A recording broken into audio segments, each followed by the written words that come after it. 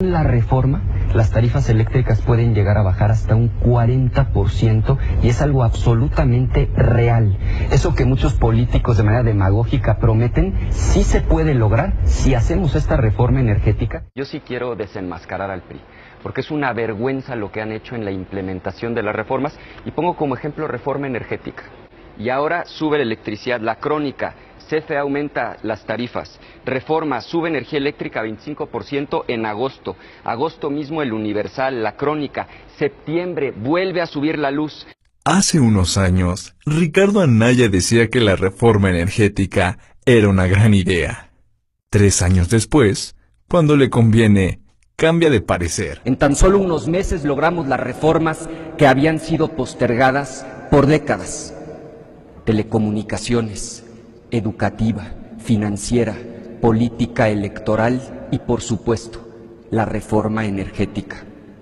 Yo no tengo duda, y ustedes tampoco deben tenerla. Vienen tiempos mejores para nuestro país.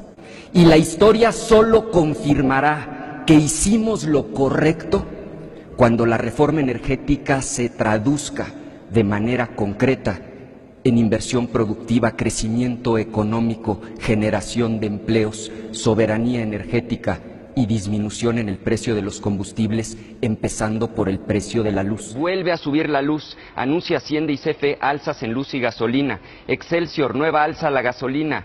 Reforma, dan sabadazo, suben luz, aumentan tarifas de luz.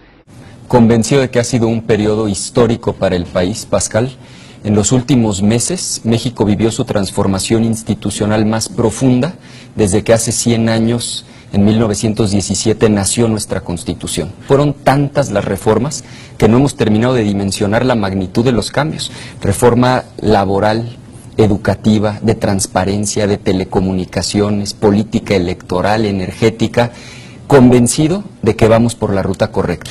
El país no va por el camino correcto. México tiene que cambiar. Yo estoy absolutamente convencido, Pascal, de que las reformas del último año han establecido a México en la ruta correcta, porque son reformas de implicación práctica, concreta, específica en beneficio de los ciudadanos. La reforma educativa no son simplemente buenos deseos. La reforma de telecomunicaciones es también muy concreta, más competencia para que bajen los precios y mejore el servicio. Cuando tú ves que ya somos el país más desigual de toda la OCDE, cuando ves que tenemos más pobres de los que había hace 20 años, cuando ves que este año 2017 es el más violento de los últimos 20, concluyes, México tiene que cambiar. Habremos triunfado cuando la reforma se traduzca en que mejore la calidad de vida de las mexicanas y los mexicanos. Señor presidente, señoras y señores, en estas extraordinarias fechas de convivencia con la familia, podremos mirar a nuestros hijos a los ojos con plenitud interior, con la plenitud que da el deber cumplido. Muchas felicidades y que viva México. ¿Qué piensa de José Antonio Meade? Que representa la continuidad, que es el candidato, usando el término de Silva Herzog en su última columna, de los satisfechos, los que puedan dormir tranquilos con un año en el que vamos a acabar con 30,000 homicidios, los que puedan estar tranquilos con estos niveles mediocres de crecimiento, los que crean que vamos bien cuando hace 20 años había 47 millones de pobres y hoy no solo no hay menos, hay 53 millones, los que estén satisfechos con esa tragedia, ya tienen candidato, es el candidato del PRI. Ahora los gobiernos panistas han contribuido también a estos números. Quienes ¿no? queremos, justo a eso voy, reconozco en el gobierno de Vicente Fox que fue un error garrafal no haber desmantelado las estructuras clientelares corporativas. Se robaron 1,000 millones de pesos del sindicato de Pemex. ¿Qué le hicieron al líder sindical Romero de Champs? Y también lo dije del gobierno de Felipe Calderón. Se pactó con una lideresa sindical corrupta como fue Elba Ester Gordillo. Se le entregó a su yerno el control de la educación preescolar, primaria, secundaria, el futuro de 25 millones de niños. Regresó el PRI y México no va por el camino correcto. La economía va mal, la violencia aumenta, la corrupción está peor que nunca. El PRI se tiene que ir. Y la opción tampoco es López Obrador. De él no hay nada nuevo que decir. Sus locuras han sido, son y seguirán siendo un peligro para nuestro país.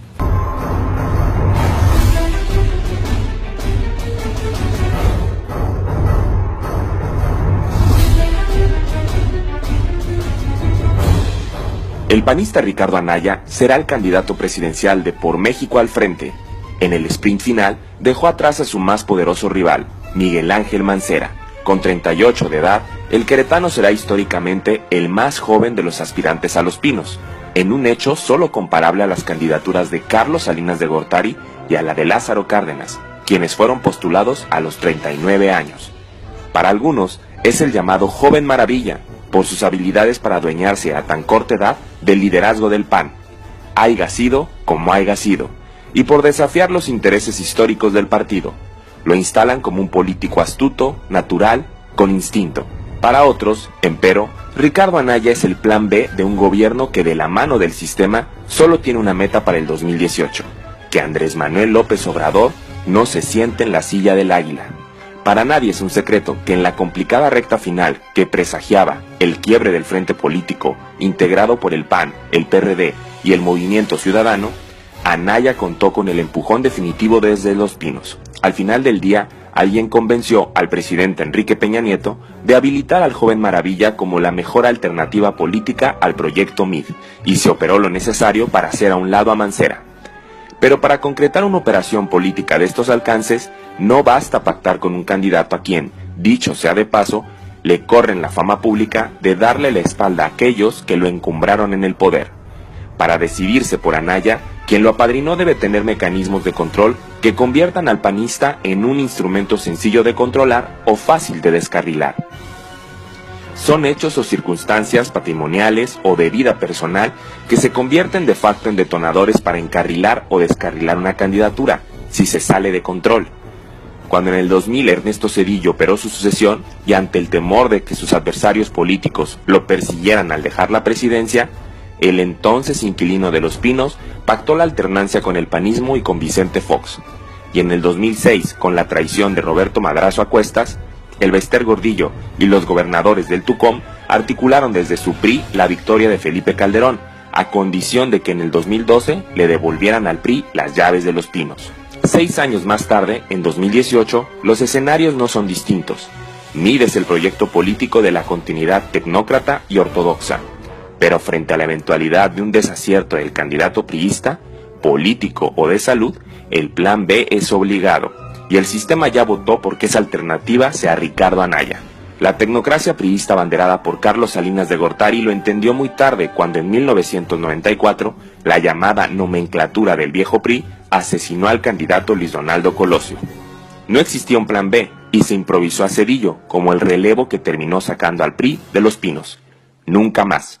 Si por la razón que sea la continuidad con MID se vuelve imposible, el arropamiento del sistema para Anaya será inevitable. Lo que sea será mejor antes que dejar que en su tercera oportunidad López Obrador se convierta en el desafiante presidente de un México intranquilo. Para eso Anaya ya está habilitado.